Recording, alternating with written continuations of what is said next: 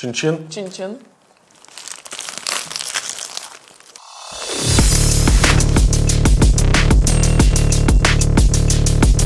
Sveiki, susirinkę į antrą seriją pokalbį prie kebių. Sveiki. Ir šiandienos svečias Ugnė Aleksejūnaitė. Sveiki. Geras kebabas. Jo. Šiaip dar net nenuėjau iki vidurių, bet... Kaip, aš praeitą kartą drungėlai, daug šitą klausimą, taip tą patį panaudosiu. Kaip tu pati save pristatytum? Kaip įsivaizduotum, kaip tave pristatytų ir kaip norėtum, kad tave pristatytų? Labai geras klausimas ir labai sudėtingas. Aš įsivaizduoju, kad mane pristatytų pasimetus Vilnietė. Jogi, tu iš Vilniaus, bet Kaune gyveni. Jo, aš Kaune gyvenu. Jo, bet galėčiau gyventi ir Klaipėdai ir visai norėčiau. Galėčiau ir Marijampolėj, galėčiau ir Šilutėj. Tai aš va tokia, žinai, esu. Polikorektiška visiem miestam. Jo. Ir realiai bandai nedeginti kuo labiau tiltų, kiek įmanom. Man visi miestai yra miestai. Okay. O kaip norėtum, kad tave pristatytų? Man šiaip visai juokinga, kad mane Kislekas Delmo žmogeliuku pavadino vieną kartą. Delmo žmogeliukas? O, Dieve. Ta prasme, aš kai buvo Roast Battle Open Mic'ai, aš tik užlipau ant scenos ir Grimalis nespėjo prieiti prie manęs paklaust. Tiesiog Kisleko juokas girdisi. Ir Grimalis toks, kas tu yra? Ir Kislekas sako, Delmo žmogeliuką turim šiandien, aš valgau jūsų margariną, ačiū. Tiesiog, va, tai jo. Tai kažkaip nežinau, man labai patiko tas apibūdinimas.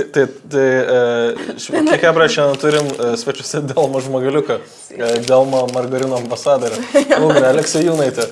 Bet tu kaip ir komikė.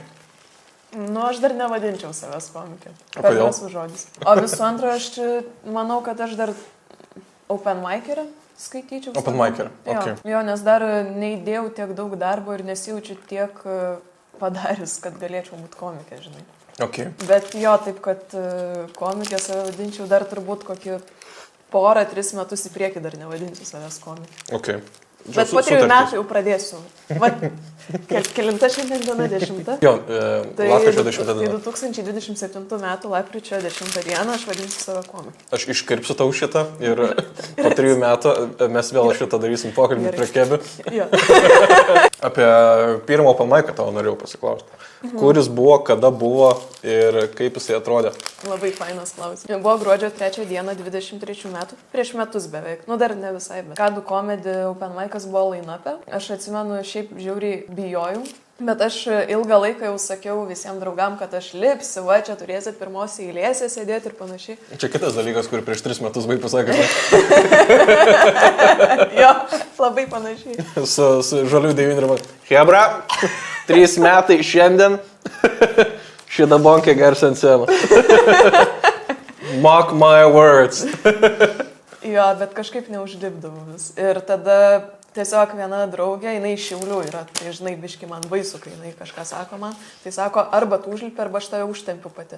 Tai galvoju, nu aš gal pati užlipsiu, bet jinai mane lydėjo. Jo, ir šiaip labai geras pasirodymas buvo, Antanas Sadauskas pagyrė ir Vita Žiba iš karto labai pagyrė. Nice. Ir sakė, ten pasiklausti jos, jeigu neaišku ir panašiai, tai toks iš karto labai šiltas buvo, žinai, priėmimas.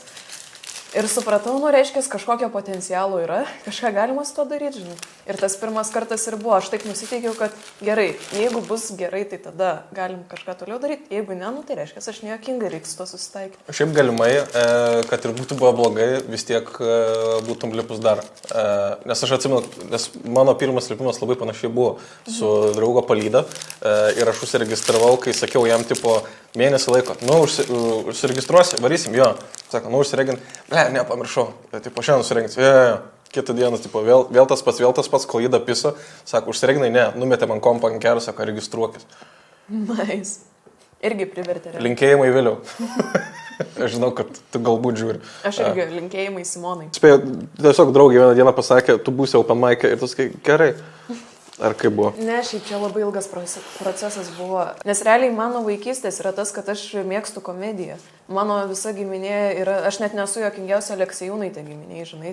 Aš tiesiog nebijau ant scenos užlipti ir valgyti šūdą. Pas mus tiesiog iš savęs tokie yra, žinai. Ir nėra kažkokių žymių komikų. Pas mus visi arba medicinoje daugiausia dantistai, bet, nu... Pas mus nežymus komikai. Jo, pas mus žymus dantistai. Tai kaip tu sugalvojai užlipti? Tiesiog, tipo, Ai, pasigyrė šiaulėtai draugai? Žodžiu, tai mano vaikystės komedija buvo įdomi, bet aš labiau norėjau aktorė būti visada. Bet po to, kai pradėjau lankyti teatrą, toks buvo, kodėl aš virkdavau žmonės, žinai, toks, kur, nu, tipo, aš komediją visada suprasdavau, bet kodėl ten reikia antikos visokius, ten, žinai, kur ten žudo žmonės, nu, tipo, kažkokia, nežinau, nemačiau prasmės tame, žinai. Ir tada, kai jau įstojau į univerą, tada prasidėjo toks podcastas kaip Savaitės rifas. Ir aš žiūrėjau, man tiesiog buvo juokinga. Ir tada pasakė, gal Antanas, nu kažkaip jie kalbėjo, kad yra open mic'ai ir aš nežinau tokio dalyko. Ir aš nežinau, aš iš vis apie stand-upą nelabai žinau, kaip ir žinau jau tada, nes ten po COVID buvo, aš per COVID labai daug žiūrėjau stand-uperių, bet nežinau, kaip Lietuvoje viskas vyksta. Ai, tiksliai, tu turbūt dar nepapuolė į tą kartą, kai humoro klubo mes per teleką žiūrėdavom. Ne, aš jau buvau gimus, man atrodo, bet aš neatsimenu visiškai tos laidos. Tik YouTube'ai čia tas ištraukas ir mačas turbūt. Jo. Tai va, ir tada sužinojau apie tos open mic'us. Ir tada labai daug tiesiog vaikščiau kaip žiūrovė. Ir tada kažkada Arensą pridėjau į birylą. Aš tiesiog jam komentuodavau ir jis man komentuodavo. Ir kažkada aš priėjau, sakau, šiaip gal norėčiau kada užlipti. Ir jisai toks, nu tai, sako, sunkiausia bus pradėti. Ir realiai po 9 mėnesių nuo jo pasakymo tik užlipau. Bля, gerai išgimdėjai. Ja. Ilgai gimdžiau šį. Bet nu jisai teisus buvo, kad sunkiausia pradėti. Ir per tuos 9 mėnesius tiesiog žiauriai daug sapnavau apie komediją. Jeigu sakysi Arensą, wow. Ne, Arensą ne, bet buvo komikų, kur tipo, jo, varyk, tipo, tiesiog man vis skirtingi komikai sakydavo varyk. Ir tada dar susapnau, kad bombinu ant sceną. Jo, ir paskutinis lašas jau buvo ta draugė, kad sako, jau gal tu baig, tipo, įrodė, kad ne tik šnekėjo, gali ir padaryti. Atsakyk už bazarą, žodžiu. Na, šiaip įdomi istorija, nes labai įdomi.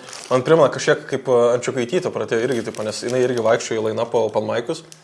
Ir, tipo, kažkur storiuose buvo įsimetus ar kažką atsimenu, taip, kad, tipo, ble, naujų metų tikslas užlipti į open mic'ą, tipo, pagaliau užbandyti. Jinai dar, kai nebuvo užlipus, bet aš jau lipau tada, jinai matė mano patį blogiausią pasirodymą. Ir pagalvojau, wow, aš tikrai galiu. Jo. Ir aš manau, jinai tikrai taip pagalvojo. Ir jinai manęs, kai mes jau susipažinom, paklausė, koks buvo blogiausias. Ir aš jai papasakau, ir jinai sako, jo, aš tada pirmoji eilėje sėdėjau. Sako, tikrai blogai buvo. Gerai, ačiū, žinojau. Visada, jeigu žmonės pasako, kad, jo, aš jau esu tave ten mačius, aš tokia galvoju. Įdomu, kada. Nes, tipo, labai skiriasi, kada tu matei, bet, nu, aišku, būna, sako, jo, tada tai nelabai buvo, tai matos progresas, tai irgi, žinai, toks visai fainas. Dėl to tik dabar priejau prie tavęs. Turim kultūros politikos pagrindus ir, žodžiu, man kaip ant lėkštutės, žodžiu, vasarą susipažinau su Memel Comedy Hebra, linkėjimai. Linkėjimai jų gimtadienis, tarp kitko, galim padaryti reklamą gal kažkiek. Įmesiu nuorodą pačioje, jie turi metų laiko gimtadienį, gruodžio mėnesį, tai būtinai klaipėdiečiai varykit, iš kitų miestų važiuokit, iš Rokiškio važiuokit į Klaipėdą, jūs Rokiškio vis tiek neturit ką veikti, varykit į Memel Comedy Club Klaipėdai. Ir varykit šiaip ir į kitus renginius, jie dabar pradėjo daryti Kame bėdos. Jo, vieną padarė, aš laukiu įrašo, nes man dabar bakalaurą reikia rašyti, aš noriu... Kažkaip reikia prokrastinti. Kažkaip aš turiu nukelinėtą darbą, nėra. Tai dabar žiūrinėjau šitą faktą senį. O, tas irgi. Ir dariau tyrimą savo studijom Memel Comedy sociokultūrinė įtaka Klaipėdos miestui. Labai gera tema. Labai gera tema ir labai, žinai, laiku, nes kaip tik gali palyginti metus, kur nebuvo jokių renginių, nu, tipo apart solo turų ir panašiai. Jo. Ir tada šie metai. Tai dar žmonės, žinai, galėjo man į tą anketą atsakinėti, kaip jie atsimena, kaip eidavo anksčiau. Nes fresh tas visas emocijas. Mes Klaipėdą turim komedijos. Jo, tai va, tai man labai pasisekė ir tada iš karto dėstė tokia, tai kada tavo solo turas bus? Jeigu po 3 metų galėsiu save laikyti komikė, tai po kokio 5-6 metų. Po 6 metų. Tai, kad dėstė, nebeatsiminti. Tai 30 metais, lapkričio 10 dieną paskelbsiu savo platą. Ble, bet čia geras toks, tipo... Aš manifestinu tiesiog. Pareiškimas garsiai, žinai, kad aš nebūtum trokalo. O kaip tu rašai bairis? Nes kiekvienas turi savo tą procesą, nes kiek tu gruodį bus metai laiko kaip lipi. Kaip atrodo tavo procesas, kaip Būsimoji solo turininkė 30-ais rašo bairį. Šiaip labai norėčiau rašyti taip, kaip pirmą kartą rašiau. Nes ten normaliai atsisėdau, parašiau, tada dar pataisiau, žinai, išėmiau nereikalingus žodžius ir panašiai. Dabar bilia kas vyksta, tiesiog freestylas tiesiog yra. Tipo, Užsirašai juokingas šuo. Jo, tiesiog aš kažkur turiu, tipo, desertas pasako 9 iš 10. Tipo, va tiesiog parašyta, desertas 9 iš 10. Ir ką čia reiškia? Jo, tai pirmą kartą turbūt geriausiai išėjo, tai mano vizitinis bairis realiai tada ir buvo parašytas, bet ten nebuvo ką rašyti, ten, žinai, visiška tiesa tiesiog yra. Jeigu sugalvoju kažkokią idėją arba, pavyzdžiui, ten pamatau kažkokį video, kur manau, kad galiu kažką padaryti, tai išsisaugo arba užsirašau tą mintį, arba jeigu man būna, kad aš naktį žiūriu užsienergizuoju kažkodėl ir tiesiog vaikštau pirmyn atgal ir aš negaliu užsirašyti nieko tiesiog, nes aš vaikštau, tai aš tada voicerį įsirašau. Tai tu kaip muzikantai, nesgi muzikantai būna melodiją kažkokią turi galvoj ir pas juos voice message biblioteka. Va, aš turiu šitą dalyką, kad aš turiu žiauriai ilgai galvoju rašyti. Ir tik tada galiu atsisėsti rašyti. Okay. Kol aš nesusidėlioju, galvoju, ką aš noriu pasakyti, aš negaliu atsisėsti parašyti. Bet tu vis tiek bandėjai, ne, tipo, atsisėsti ir rašyti. Nu, tipo, einu rašyti komedijos. Man sunku šitas yra. Aš turiu turėti iki galo bairį ir tada, jeigu berašant kažkas atsiranda kito, tai viskas ok man, bet aš turiu turėti galvoj viską nuo pradžių iki galo ir tada jau galiu pasirašyti. Tai jo, tai dažniausiai va tik po vieną gaunas man bairį, šiaip norėčiau, sakau, labiau laikytis disciplinos, bet dabar, nu, biški prioritetai. Šiaip, kas dar padeda, tai rifinimas su kitais. Pavyzdžiui, kai, žinai, Liudvinavičius, pavyzdžiui, kai veža ten į Kauną, iš Kauno į Kauną, į Open Mic'us, tai, žinai, nu, ten bilia kažneki, tiesiog, tai irgi, žinai, pasigaudai minčių. Ten iš Mėmel Comedy Joris Kabelka, tas jaunas yra toksai. Jo, žinau, irgi tą. Tai vat su juo, žinai, gerai susipažinom, žiūri, gerai sutarėm, tiesiog, tipo, tai jisai ten irgi man naktį voicerius siunčia, aš irgi jam, žinai, nusiunčiu, tai irgi jeigu dviese būnam, nu, dėlėkai, tipo, prisigaudam idėjų. Tas vaibas tarp, vat, nu, tipo, turėt, kur Comedy Bible, man atrodo, tai knygoje rašo, kad, tipo, turėk savo comedy buddy. Kur panašus humoro jausmas, man sumydavo tas labai susiklikinė, tai mes pasvoj šūdų žvengiam. Tai vat man Joris jaučiu toks yra, kur, nu tikrai, sakyčiau, Comedy Buddy ir Saulius Juderskis jaučiu. Saulius Juderskis šiaip labai pasilgo, jau senai mačiau jį. Open Mic'o pasiruošimas, va šitą galvoju paklausti. Mano pasiruošimai kokie. Tai jo, nu, realiai aš visą dieną turiu skirti pasiruošimą. Nu, nebent būna kokios paskaitos ar taip toliau, bet vis tiek sėdžiu ir, žinau, kad vakare Open Mic'as. Kur vis tiek mintis neten. Jo, mintis neten yra. Tai jo, turiu vaikščioti pirmyn atgal, kaip ir sakiau, kad naktį būna, kad vaikščioti, tai turiu vaikščioti pirmyn atgal ir kartotis. Vienu momentu čia rugsėjį spalį pradėjau neberepetuoti ir labai blogai buvo. Tai dabar grįžau prie repeticijų, nes supratau, kad reikia vis dėlto jų. Jo, tai vat visą dieną tam skiriu ir tada žiūrint, kada išvarau, tai man, žinai, dar dažymasis, visi šitie dalykai, man irgi procesas yra. Jo, bet irgi būna, kad nu, tipo, kartojos tiesiog, kol dažausi, arba, nu, jeigu jau labai jaučiu, kad per daug visko, tai tada pasijungiu kažką, kad mintis nueitų kitur. Jo, ir prieš Open Mic'ą jaučiu, tu pats pastebėjai, kiek mane matėsi, kad aš prieš lipant turiu, nu, nekalbu, aš stengiuosi nekalbėti. Kur būna savo zonai. Jo, bet čia pas daug, kad tas būna. Jo, bet žiūrėjau, jokinga, nes aš dar pikta atrodau, nes aš tai jau tiesiog negaliu kalbėti su niekuo realiai. Nu, galiu, bet mane blaško, tada ir išblaško ir aš nebesusikaupiu atgal. Bet čia matyti, žinai, užsilikę iš teatro mano laikų tiesiog, kai aš išmokdavau tekstą. Vat man su atsiminimu nėra to, kad, jeigu praleisiu žodį, tai ne. Nes aš tiesiog išsitreniravus, nu, jeigu tu praleidi žodį, sugalvok naują, žinai. Šitas labai geras, aš labai pavydžiu šitą. Ar turi mėgstamiausią komiką? Dabar jau reikia sakyti ir komikę. Lietuvoje? Nu, galima sakyti, klasik tą klausimą, nes čia dažnai šitą visų klausia, taip, kad Lietuvos ir ne Lietuvos. Ne Lietuvos ir ne Lietuvos. Nu, šiaip aš negaliu nepasakyti Vito Žibos, nes tiesiog kažkada, kai jau pradėjau biški daugiau žiūrėti stand-upą, tai man tiesiog netyčia išmetė jos iš Open Mic'o kažkokį įrašą YouTube'ai, ten kelių minučių. Ir man, aš tokia buvau, tai čia galima? Nežinai, kur čia buvo. Čia ir moterim galima? Gal ar kad buvo, kad, čia yra ir pana kažkokia, nu, kur kažkoks... Jo, ten, man atrodo, tada buvo Vita gal vienintelė pana, kuri lipdavo. Paskui ten ir Lauras atsirado, tos visos... Jo. Nu, čia jau pakankamai neseniai Laura, šiaip, man atrodo, atsirado, čia keli metai tik tai. Jo. Tai kažkaip aš tada atsimenu, kad toks biški lūžis buvo kažkoks smegeniniai, žinai, kad, pala, yra pana, geras, žinai. Bet galvoju, nes šiaip Sadauskas buvo kurį laiką, vienas mėgstamiausių. Olegas buvo ilgą laiką labai. O jeigu iš humoro klubo narių, tai Jankevičius turbūt. O iš užsienio, tai, Jimmy Caras klasika. Išnešė visiškai man smegenis. Pirmą kartą užsienio komiką žiūrėjau rugsėjį. Nice. Tai išnešė visiškai smegenis. Iš moterų, aš visada jos pavardę pamirštu. Eliza Schellinger. Aš visą laiką, kai jos pavardę bandau pasakyti, aš markerio pavadinimą. L raidė kažkur ne toj vietoj, kur... Schellinger. Jo, tai žodžiu. Kaip vokiškas automobilis tas. Apšildė Martinenko Kaune. Taip, buvo. Jo, Martinenko pirmas solinis pasirodymas Kaune ir tavo pirmas apšildymas, man atrodo, sakyk Kaune. Taip. Kaip sekas? Visai neblogai, tiesiog, žinai, keista pirmą kartą apšildyti, nes, žmonės ne dėl tavęs ateina ir jie tokie, ką tu čia darai dabar? Biškai yra toks, kur, ką tu čia darai? Ir ypač, kai nežino, žinai, visiškai manęs to, tai dar labiau tas sustiprino. Bet ties mano vizitinė šūdų galerija viskas atsistatė, viskas buvo faina ir viskas buvo gerai.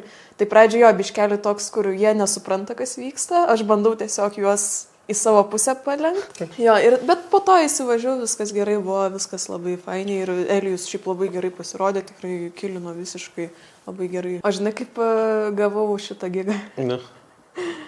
Martinenko Klaipėdoj. Viskas apie Klaipėdą pas mane. Memel komedijų, gruodžio... Tu tikrai iš Vilnių? Tai žodžiu, po Open Mic'o, aš mačiau, kad Kipras į Vilnių apšildė. Aš paklausiau Martinenko, sakau, kas tave Kaune apšildys? Sako, kažkaip nieko, sako, jaučiu net neapšildyti, sako. Sakau, tai aš galiu, sako, jo, gerai. Tai va, tiesiog gigą gavau. Ir dabar dar gavau iš Vitos.